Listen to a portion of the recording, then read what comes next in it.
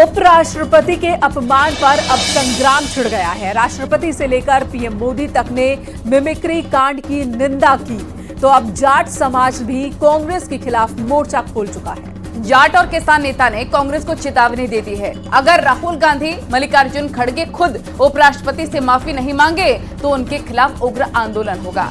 दरअसल पहले मिमिक्री की राष्ट्रपति और पीएम मोदी ने निंदा की, फिर जेपी नड्डा ने राहुल गांधी पर करारा हमला बोला और जोकर तक कह दिया। तो वहीं पर सीएम योगी ने इस घटना को शर्मनाक बताया, कांग्रेस की निंदा की। वहीं पर अब जाट समाज ने भी उपराष्ट्रपति के अपमान पर मोर्चा खोल दिया है और कांग्रेस के खिलाफ आंदोलन की तैयारी में है। यानी मिमिक्री वाली सियासत विपक्ष के खिलाफ घातक होने वाली है।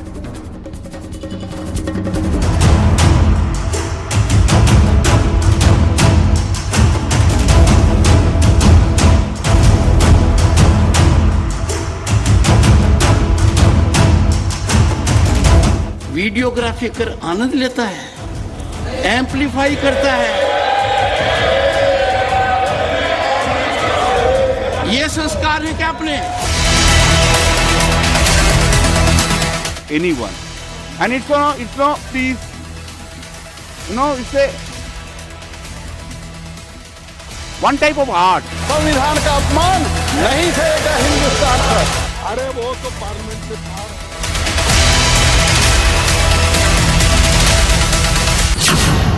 मुद्दा संसद में हो हंगामे का था। बात निलंबन पर पहुंची और नौटंकी सदन के बाहर दिखी जब विपक्षी नेताओं ने ऑन कैमरा उपराष्ट्रपति का अपमान किया। टीएमसी सांसद कल्याण बनर्जी राज्यसभा चेयरमैन की मिमिक्री कर रहे थे और कांग्रेस सांसद राहुल गांधी उसका वीडियो बना रहे थे। न संकोच न झिझक, विपक्षी सांसद बेझिझक उस पद की गरिमा लांघ रहे थे, उस मर्यादा को तार तार कर रहे थे जिस पर देश के उपराष्ट्रपति बैठते हैं। उन्होंने सिर्फ उपराष्ट्रपति का ही नहीं, राज्यसभा चेयरमैन का नहीं, बल्कि उस समाज का भी अपमान किया है जो पूरे देश को रोटी खिलाता है। और इसी अपमान के खिलाफ अब जाट समाज, किसान मोर्चा लामबंद है। कांग्रेस के खिलाफ, राहुल गांधी के खिलाफ, ममता बनर्जी के खिलाफ और इंडी गठबंधन के खिलाफ विरोध प्रदर्शन कर रहे हैं, माफी मांगने की मांग कर रहे हैं, क्योंकि उपराष्ट्रपति जगदीप धनखड़ ने खुद के साथ साथ अपने समाज के अपमान की बात भी कही है। आपकी चुप्पी मेरे कानों में गूंज रही है, खड़गे जी की चुप्पी मेरे कानों में गूंज रही है। वो लीडर ऑफ अपोजिशन है। यदि अगर कोई व्यक्ति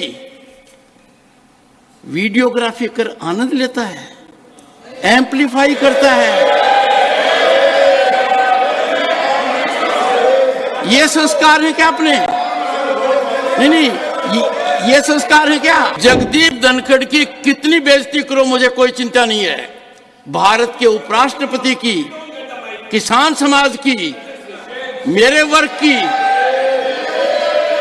मैं पूरी आहुति दे दूंगा हवन में। एक तरफ विपक्षी नेता उपराष्ट्रपति का अपमान कर रहे थे तो दूसरी तरफ उपराष्ट्रपति पद की गरिमा को बचाने के लिए एनडीए के सांसद उनके सम्मान में करीब 1 घंटे खड़े रहे। यहाँ तक कि राष्ट्रपति और प्रधानमंत्री ने भी इस घटना की निंदा की और विपक्षी सांसदों को आईना दिखाया। राष्ट्रपति द्रौपदी मुर्मू ने कहा, जिस तरह से हमारे सम्मानित उपराष्ट्रपति को संसद परिसर में अपमानित किया गया, उसे देखकर मुझे निराशा हुई। तो पीएम मोदी ने कहा कि वो ऐसे अपमान 20 सालों से भी ज्यादा से झेलते आ रहे हैं। यानी सम्मान की ये लड़ाई सिर्फ जगदीप धनखड़ की ही नहीं, बल्कि पूरे देश की हो चुकी है, क्योंकि देश के राष्ट्रपति से लेकर पीएम मोदी तक विपक्षी सांसदों की अपमान वाली सियासत को धिक्कार रहे हैं। आखिरकार सदन तो चर्चा के लिए ही है। सदन में चर्चा क्यों नहीं विपक्ष होने दे रहा? क्यों प्ले कार्ड लेके, तख्तियां लेके वेल में कूद पड़ते हैं और खड़गे जी क्यों नहीं उस समय रोकते हैं? क्यों नहीं चर्चा करते हैं? इशारे सारे सदन में देखे जाते हैं, कौन किसको इशारे कर रहा है? वेल में कूदने के लिए, हंगामा खड़े करने के लिए, तख्तियां लाने के लिए, और ये हंगामे करने वाले कोई और नहीं, ये कांग्रेस पार्टी और इनके नेता है। इसका जवाब भी खड़गे जी को देना पड़ेगा कि क्या राहुल गांधी जी ने जो उपराष्ट्रपति का अपमान किया है, क्या वो स्वीकार है? ये बड़ा सवाल खड़ा होता है। I have never any intention to hurt anyone. Dhankar Saab is also in my profession. He is a senior than me. He is also senior advocate. I am also senior advocate. In our profession, we never hurt anyone. I did not intend to do it. But if he is hurt, then I do not know why he is taking it on his shoulder itself. दरअसल इस घटना के बाद उपराष्ट्रपति ने कहा कि ये मेरे समुदाय का अपमान है, तो फिर जाट समुदाय उनके समर्थन में एकजुट होने लगे और टीएमसी नेता कल्याण बनर्जी के साथ ही राहुल गांधी के खिलाफ सड़कों पर आ गए। साथ ही जाट समुदाय के नेता ने कहा कि जगदीप धनखड़ की बेइज्जती हमारे समाज की बेइज्जती है। ऐसे में अब जाट ही खड़ी करेगा खाट, क्योंकि देश के उपराष्ट्रपति का अपमान नहीं सहेगा हिंदुस्तान। Bureau report, news 18।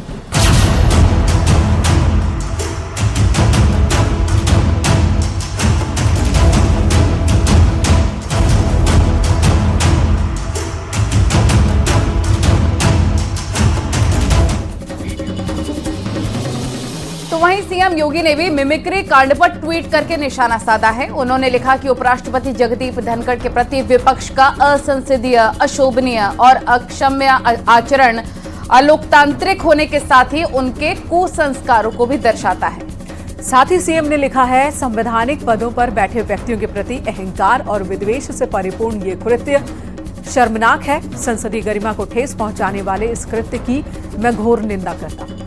तो वहीं पर जाट समाज के तमाम नेता अब राहुल गांधी के खिलाफ मोर्चा खोल चुके हैं। साथ ही किसान नेता भी राहुल गांधी से माफी की मांग कर रहे हैं। देखिए, बहुत ही दुर्भाग्यपूर्ण है कि एक तरीके से जैसे किसान के बेटे का मजाक उड़ाया गया, तो ये कांग्रेस के लोगों को, इंडिया अलायंस के लोगों को ये बात नहीं हजम होती है कि कैसे ऐसे गरीब परिवार का बच्चा आकर आज जो है प्रधानमंत्री बन गया, देश का उपराष्ट्रपति बन गया। तो उपराष्ट्रपति जी का मजाक उड़ाना ना केवल हमारे जगदीप जी का मजाक उड़ाना है, बल्कि ये पूरे देश का मजाक उड़ाना है, किसान के बेटे का मजाक उड़ाना है। बहुत ही गलत बात है। मैंने कल भी कहा था, इस बात का पूरे किसान कौम में बहुत गुस्सा भी है और दुख भी है। हमारे बुजुर्ग का अपमान हुआ है। उपराष्ट्रपति के साथ साथ वो हमारे बड़े भी हैं। हम भी जब उपराष्ट्रपति बने थे बड़े खुश हुए थे, वो किसान का बेटा उपराष्ट्रपति देश का बना है। तो बहुत दुख है हम सबको। अपने बड़े बुजुर्ग को अपमान से अन्याय करने का स्वभाव हम लोगों का नहीं है। भाग्यपूर्ण है। अगर बात करें कांग्रेस के सांसदों की, विशेष तौर पर उनके सबसे बड़े नेता की, उनको इस तरीके का व्यवहार नहीं करना चाहिए था। वो देश के विपक्ष के बड़े नेता हैं और इस तरह की घटना दुर्भाग्यपूर्ण है। हम चाहते हैं कि वो भी जल्द से जल्द इस पर माफी मांगे और इस तरह की घटना भविष्य में ना करे, क्योंकि हम किसी राजनीतिक पार्टी के पक्ष में विपक्ष में नहीं है। हमारा मकसद है कि जो किसान परिवार का अपमान है वो हम बर्दाश्त नहीं करेंगे। पूर्वांचल में एक बार फिर कमल खिलाने को बीजेपी के राष्ट्रीय अध्यक्ष जेपी नड्डा यूपी के दौरे पर हैं, जहां वो बीजेपी की नीति से जनता को अवगत करा रहे हैं। साथ ही उन तमाम इलाकों में संदेश भी दे रहे हैं जहां बीजेपी को विपक्ष से चुनौती मिल सकती है। इसकी शुरुआत उन्होंने गोरखपुर से की और यूपी से सटे बिहार तक चुनावी शंखनाद कर दिया।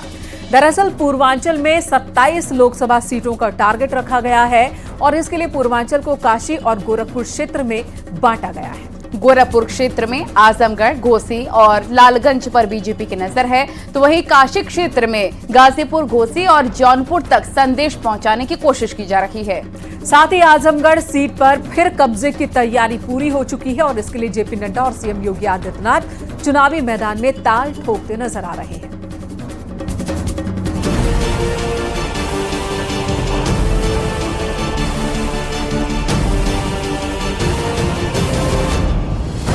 दिल्ली की सत्ता का रास्ता यानी उत्तर प्रदेश, वो राज्य जहां 80 लोकसभा सीट हैं, जहां योगी का मॉडल पूरे देश में चर्चा का विषय है। उसी राज्य से 2024 के लिए चुनावी बिगुल फूंका जा रहा है और कमान सीएम योगी के साथ जेपी नड्डा ने संभाल ली है। जेपी नड्डा मिशन पूर्वांचल पर हैं और उन सीटों का समीकरण सेट कर रहे हैं जिस पर चुनौती मिलने वाली है, जिसकी शुरुआत गोरखपुर क्षेत्र से हुई है। गोरखपुर इसलिए भी अहम है क्योंकि यहां 2014 में बीजेपी 13 में से 12 सीटें जीती थी। 2019 में 10 सीटों पर बीजेपी की जीत हुई थी। आजमगढ़, घोसी, लालगंज में हार का सामना करना पड़ा था। फिर उपचुनाव में आजमगढ़ पर कब्जा हो गया। दरअसल जेपी नड्डा ने पहले बस्ती में खेल महाकुंभ की शुरुआत की और फिर गोरखपुर में जनसभा को संबोधित किया। इस दौरान उन्होंने विपक्ष पर करारा हमला बोला कि गांव, गरीब, वंचित, पीड़ित, शोषित, हमारा आदिवासी भाई, हमारा अनुसूचित भाई, हमारी महिलाएं, हमारे युवा, हमारे किसान, इनको किसी ने भी ताकत देने का काम किया है तो वो भारत के यशस्वी प्रधानमंत्री नरेंद्र मोदी जी ने किया है। इसको हमको ध्यान में रखना है और इसलिए आज भारत मजबूत होकर के आगे बढ़ रहा है। तो वहीं दूसरी तरफ सीएम योगी भी अब चुनावी मूड में नजर आ रहे हैं और उत्तर प्रदेश में हुए विकास का उत्तर दे रहे हैं। साथ ही प्रधानमंत्री मोदी ने जो गारंटी दी है उस गारंटी को आगे बढ़ा रहे हैं कि पिछले 9.5 वर्ष के अंदर हम एक नए भारत का दर्शन कर रहे हैं। ये नया भारत जिसमें 142 करोड़ लोगों को गौरव के साथ आगे बढ़ने और बिना भेदभाव के विकास की प्रक्रिया के साथ जुड़ने का एक अवसर प्राप्त हुआ है। चेहरा देख करके नहीं, गांव, गरीब, किसान, नौजवान, दलित, वंचित, पिछड़ा, महिलाएं, युवा, इन सभी को शासन की योजनाओं में भागीदार बना करके उनके जीवन में परिवर्तन करने का जो कार्य पिछले 9.5 वर्ष के अंदर हुआ है, आज उसका परिणाम हम सबके सामने देखने को मिला है। सत्ता में काबिज बीजेपी किलेबंदी में कोई कोताही नहीं बरतना चाहती। मिशन 2024 के लक्ष्य में मिशन 80 बीजेपी का सबसे बड़ा टारगेट है और इसके लिए उसने घोषित तौर पर चुनावी बिगुल पहले ही फूंक दिया है, जिसे अब जेपी नड्डा आगे बढ़ा रहे हैं। बीजेपी ने मिशन यूपी की शुरुआत पूर्वांचल में गोरखपुर से की और बिहार तक संदेश दिया। आप लोग के आशीर्वाद से 2024 में प्रधानमंत्री मोदी जी तीसरी बार प्रधानमंत्री बनेंगे और 3 साल के अंदर भारत तीसरी सबसे बड़ी अर्थव्यवस्था बन जाएगा। इसकी तैयारी, बोलिए आप इसमें अपना योगदान करेंगे ना? बोलिए करेंगे ना? तीसरी अर्थव्यवस्था बनना है ना? प्रधानमंत्री मोदी जी को तीसरी बार प्रधानमंत्री बनाना है। मित्रों, यह देश को आगे बढ़ाने का तरीका है। लोकसभा चुनाव में योगी राज की कानून व्यवस्था कसौटी पर होगी और इसी वजह से गोरखपुर से चुनावी बिगुल फूंककर बीजेपी आक्रामक अभियान को और धार दे रही है। यानी एक तरफ जेपी नड्डा मोर्चे पर हैं तो दूसरी तरफ सीएम योगी विकास के पैमाने पर गारंटी दे रहे हैं। ऐसे में बीजेपी का संदेश साफ है क्योंकि क्लीन स्वीप की बात है। Bureau report, news 18। दिल्ली में इंडी गठबंधन की चौथी बैठक जैसे ही खत्म हुई और वैसे ही उत्तर प्रदेश में कांग्रेस यूपी जोड़ो यात्रा में जुट गई, जिसकी शुरुआत सहारनपुर में मां शाकुंभरी देवी के दर्शन से हुई तो खत्म लखनऊ में हुई।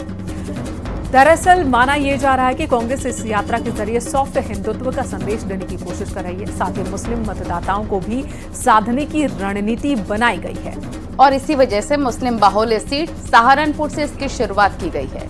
आपको दिखाते हैं इसी पर रिपोर्ट।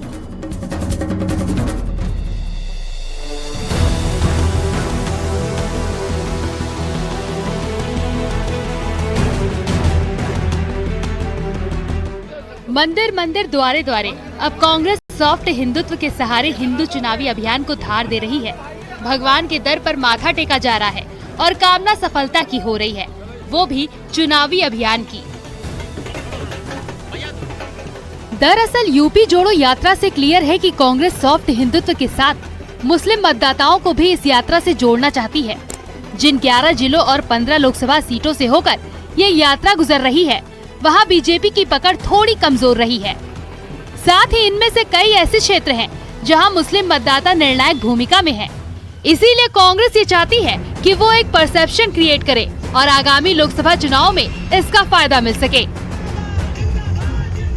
मां शाकंभरी का दर्शन करके हम लोगों ने आशीर्वाद लिया और हमारी यूपी यात्रा यहाँ से शुरू हो रही है, जो निश्चित तौर से यहाँ से निकलकर लखनऊ तक जाएगी।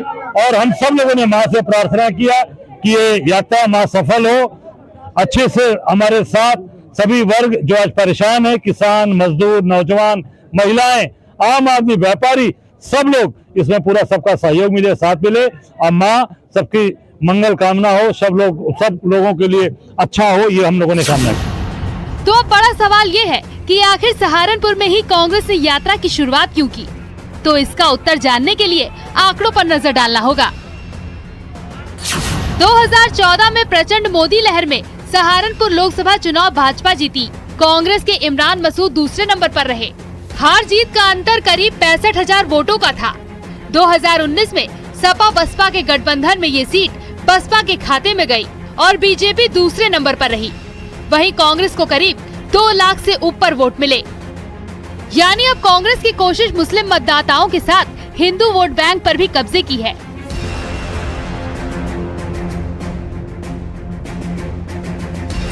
कांग्रेस पार्टी वोट के लिए जनेऊ धारण करती है और हिंदू बनने का एक ढोंग रचने का काम करती है। अब वो अगर मंदिर मंदिर जा रहे हैं तो वोट लेने के लिए मंदिर मंदिर जा रहे हैं। इनका चेहरा तब उजागर हो जाता है जब राम मंदिर में ताला लगवा देते हैं और एक वोट बैंक को खुश करने के लिए ये संपूर्ण हिंदुओं के आस्था के साथ खिलवाड़ करते हैं। कांग्रेस पार्टी को तो समाजवादी पार्टी ने खुद ही प्रमाणित कर दिया है, लिख कर दे दिया और खूब बयान दिया कि कांग्रेस पार्टी का उत्तर प्रदेश में कोई अस्तित्व ही नहीं है। प्रियंका जी भी उत्तर प्रदेश की प्रभारी हुई, तरह के प्रयोग महिलाओं को चुनाव में ज्यादा से ज्यादा सीटें देने के प्रयोग किए, लेकिन सारे प्रयोग विफल रहे। अब हिंदुत्व का प्रयोग शुरू किया है कि कैसे हिंदुत्व का प्रयोग करके भाजपा की नकल करके अपने आप को स्थापित किया जा सके। लेकिन नकल से अकल नहीं आती है। कांग्रेस यूपी जोड़ो यात्रा करने के बजाय कांग्रेस जोड़ो यात्रा करे तो अच्छा होगा, वरना कांग्रेस छोड़ो यात्रा ऐसे ही चलती है। वैसे जिन क्षेत्रों से यूपी जोड़ो यात्रा निकल रही है, वहाँ कांग्रेस की राह अकेले आसान नहीं है, क्योंकि दावे तो साथ साथ लड़ने के हो रहे हैं, लेकिन समाजवादी पार्टी खुद 65 सीटों पर चुनाव लड़ने की तैयारी कर रही है। और अजय राय एक दिन पहले भी बोल चुके हैं, उनकी तैयारी 80 सीटों पर है। ऐसे में इंडी गठबंधन की चौथी बैठक के बाद भी सीटों पर कलेश की पूरी संभावना है। पूरी ताकत के साथ 24 लड़ेंगे और 24 में कांग्रेस अपना मजबूत परचम लहराएगी उत्तर प्रदेश में, और 24 भी हम लड़ेंगे, जीतेंगे और 27 भी हमारा है। ये सारी चीजें कल आई और हम लोगों ने अपने राष्ट्रीय नेतृत्व से आग्रह किया कि खड़गे जी, राहुल जी, प्रियंका जी उत्तर प्रदेश चुनाव लड़े। ये हम लोगों ने रिक्वेस्ट किया। सीट शेयरिंग को लेकर भी आपके आलाकमान से ये राष्ट्रीय नेतृत्व तय करेगा कि आप उस पर सीट शेयरिंग कौन कितनी सीट पे लड़ेगा, ये राष्ट्रीय नेतृत्व। हालांकि इन सबसे इतर ये तो साफ है कि कांग्रेस अब मुस्लिम ही नहीं बल्कि हिंदू वोट बैंक पर भी नजर डाल चुकी है और मंदिर मंदिर भ्रमण कर सॉफ्ट हिंदुत्व का संदेश दे रही है। Bureau report, news 18। इधर लोकसभा में आपराधिक कानून संशोधन से जुड़े 3 नए बिल पास हो चुके हैं। गृह मंत्री अमित शाह ने कल ही इन तीनों बिलों को पेश किया था, जो अब लोकसभा से पास हो चुके हैं। इन विधेयकों को राज्यसभा में रखा जाएगा, लेकिन सबसे बड़ा सवाल ये है कि नए कानून में नया है क्या। तो आपको बता दें कि नए कानून के तहत नाबालिग से रेप के मामले में मौत की सजा का प्रावधान है। रेप के दोषी को 20 साल की सजा का प्रावधान रखा गया है। राजद्रोह को इस कानून के तहत पूरी तरह से खत्म किया जा रहा है। वहीं पर संपत्ति कुर्क करने का आदेश सिर्फ कोर्ट ही दे सकेगा और कोर्ट में अब पहले की तरह मामले सालों तक अटकेंगे नहीं। वहीं मॉब लिंचिंग के मामले में दोषी को 7 साल तक की सजा हो सकती है, तो भड़काऊ भाषण देने पर 5 साल की सजा का प्रावधान किया गया है। इटली का है तो कभी समझ नहीं, और भारत की जनता का चिंता करने वाले बहुत आमूलचूर परिवर्तन लेकर मैं आया हूँ। न्यू इंडिया में अंग्रेजों के जमाने के कानून खत्म हो रहे हैं। मोदी राज में अब गुलामी की निशानी खत्म होने वाली है, क्योंकि केंद्र सरकार कुछ कानूनों में संशोधन करने जा रही है। इसको लेकर लोकसभा में 3 विधेयक पेश किए हैं, जिसे लोकसभा में पास कर दिया गया। इस दौरान सदन में अमित शाह ने राहुल गांधी पर भी निशाना साधा। उन्होंने कहा, अगर मन इटली का हो तो कानून कभी समझ नहीं आएगा। जो कहते थे कि हम नहीं समझते हैं, मैंने कहा कि अगर मन खुला रखोगे और मन भारतीय रखोगे तो समझ में आ जाएगा। मन अगर इटली का है तो कभी समझ में नहीं आएगा। मान्यवर, मन का सवाल होता है, भाषा का सवाल नहीं होता है। मन अगर यहाँ का है तो तुरंत समझ में आ जाता है, मन अगर यहाँ का नहीं है तो कभी समझ में नहीं आएगा। इन 3 विधेयक में एक है इंडियन पेनल कोड, एक है क्रिमिनल प्रोसीजर कोड, तीसरा है इंडियन एविडेंस कोड। बिल के मुताबिक नए कानूनों के तहत कुल 313 बदलाव किए गए हैं। नाबालिग से दुष्कर्म में मौत की सजा, भड़काऊ भाषण पर 5 साल की सजा, गैंग रेप में दोषी को आजीवन कारावास, मॉब लिंचिंग पर 7 साल की सजा। अपराधी का रिकॉर्ड होगा डिजिटल। केंद्रीय गृह मंत्री अमित शाह ने कहा कि इस कानून के तहत देशद्रोह जैसे कानून निरस्त कर रहे हैं। साथ ही कहा कि इस विधेयक के तहत लक्ष्य तय किया है कि दोष सिद्धि की दर को 90% से ज्यादा किया जाए। नए विधेयक में भीड़ की तरफ से पीट कर हत्या करने के मामले से संबंधित नए प्रावधान किए गए हैं।